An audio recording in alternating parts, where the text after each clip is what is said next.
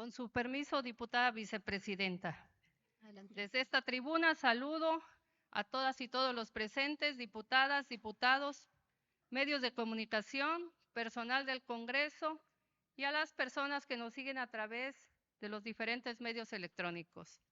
Un saludo especial a los pueblos y comunidades indígenas de nuestro estado, centales, tzotziles, choles, zoques, tojolabales, mames, cachiqueles, lacandones, mochoj, jacaltecos, chujes y canjobales, así como a la ciudadanía en general. Un saludo especial al maestro Jaime Santis Gómez, presidente del Consejo Estatal de Supervisores Escolares y Jefes de Zona de Educación Indígena, activos y jubilados de Chiapas, y al jefe de Zona de Supervisión de Simojovel, profesor Felipe Roselín López Díaz, que nos hacen el favor de acompañar en este recinto. La iniciativa que ha pasado a lectura hace unos momentos y que se enlista en una serie de otras iniciativas que hemos y vamos a presentar, se encamina en fortalecer y favorecer los derechos de las niñas, niños, mujeres y hombres de los pueblos y comunidades indígenas, en materia de salud, de educación, de derechos lingüísticos, entre otros. Quiero iniciar mencionando que en mi caminar por comunidades y pueblos indígenas del distrito que represento y de otros distritos de nuestro estado, nos hemos topado con distintas exigencias y reclamos por parte de padres de familia, de alumnas, de alumnos, de maestros y maestras de los niveles preescolar y primaria de educación indígena. Esas exigencias son mejor infraestructura en las escuelas de educación indígena. Aunque vamos avanzando con el programa federal de La Escuela es Nuestra, aún hay mucho por hacer. Sin embargo, es importante mencionar que en el 2023 fueron destinados para el estado de Chiapas 3,697 millones de pesos para el arreglo de las escuelas. También exigen maestros que cubran los espacios faltantes para que ningún niño se quede sin educación en Chiapas. Salarios justos y pago en tiempo y forma a los maestros interinos en sus diferentes modalidades. Una educación con igualdad, es decir, que las niñas y niños indígenas puedan contar con las mismas oportunidades que todos. Quiero resaltar que también hemos escuchado el sentir de los profesores que se encuentran agremiados en el Consejo Estatal de Supervisores Escolares y jefes de zona de educación indígena, activos y jubilados de Chiapas, y que derivado de ello nos hemos permitido traducir uno de los sentires en una iniciativa que recoge la exigencia de diferentes sectores, anteponiendo el interés superior de las niñas y niños indígenas de Chiapas. Cabe resaltar la relevancia de esta iniciativa para el sector de educación indígena. Estoy segura que muchos hasta la podrán considerar histórica, ya que favorece a niñas y niños indígenas y a las maestras y maestros del nivel indígena y acorta la brecha educativa existente entre los niños que reciben una educación monolingüe y los niños que hablan dos lenguas, su lengua originaria y además el español. Es importante recordar que en los gobiernos anteriores la educación y las escuelas fueron abandonadas. Los proyectos de educación intercultural y bilingüe solo eran fachada y simulación. La educación indígena quedó y sigue a la deriva, por lo que considero que como diputados de la Cuarta Transformación tenemos la responsabilidad de señalar las deficiencias del periodo neoliberal que aún siguen deteriorando el sistema educativo y proponer los cambios necesarios para que la Cuarta Transformación sea una realidad tangible. Como Congreso, debemos estar a la altura de legislar leyes que respondan a las exigencias sociales.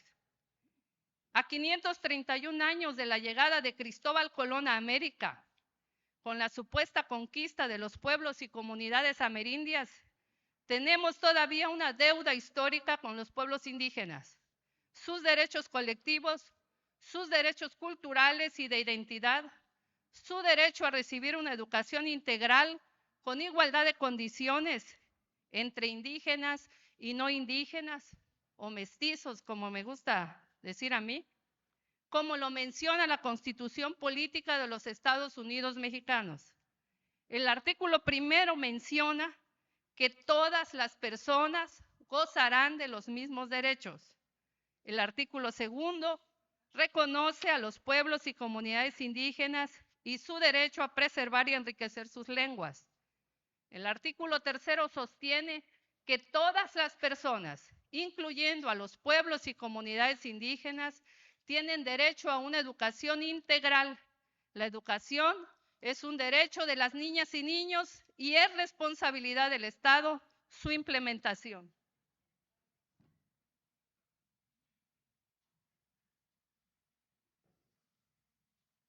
Hace unas semanas, con motivo del Día de la Nación Pluricultural, veíamos desplegados discursos, notas, posicionamientos por parte de los diversos poderes del Estado. Pero si no proponemos leyes a favor de los pueblos y comunidades indígenas, las discutimos y las aprobamos, solo nos quedaremos una vez más en el discurso y las buenas intenciones como cada 12 de octubre. La iniciativa que hemos presentado, por el que se adicionan diversas disposiciones a la Ley de Educación del Estado Libre y Soberano de Chiapas, tiene la finalidad de fortalecer y garantizar el ejercicio de los derechos educativos, culturales, artísticos, físicos y lingüísticos de todas las niñas y niños de los pueblos y comunidades indígenas.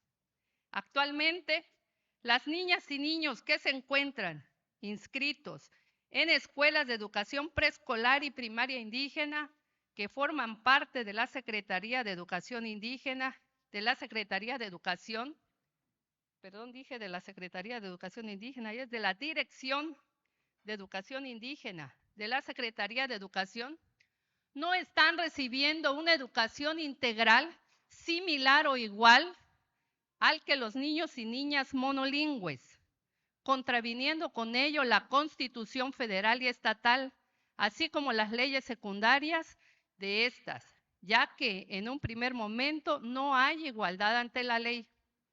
Voy a poner un ejemplo. En las escuelas de organización completa, se llama organización completa las escuelas que tienen todos los grados y tienen todos los maestros, es decir, de primero a sexto grado, y cada grado cuenta con maestro, porque hay comunidades indígenas en las que un solo maestro da todos los grados, o dos maestros atienden a todos los alumnos. Pero vamos a hablar ahora de las escuelas de organización completa. En las escuelas de organización completa de las escuelas monolingües, quiero decir las que solo hablan español, se cuenta con un maestro por cada grupo, ya sea de preescolar o primaria, y son beneficiados con una educación integral, ya que se contempla además un subdirector, un director, un profesor de educación física, un profesor de educación artística, un profesor de tecnología, personal administrativo, conserje y velador. Quiero ser enfática en mencionar que el docente se centra únicamente en facilitar, guiar y orientar a los educandos a que construyan sus propios saberes académicos y científicos. En contraparte, en las escuelas de organización completa de preescolar y primaria indígena, que se encuentran en los municipios más marginados de Chiapas, solo se cuentan con 6 docentes, uno por grupo, y el director, que en muchas ocasiones también es docente, por lo que se priva a los niños y niñas indígenas del derecho a recibir una educación con los profesionales de la educación artística, de la educación física y de la educación tecnológica. Y es aquí donde el profesor indígena, además de ser docente, es docente de artes, es docente de educación física, es docente de tecnología, se vuelve administrativo, se vuelve conserje y en muchas ocasiones hasta velador. Y se distrae de su principal función, que es la de educar y facilitar conocimientos académicos.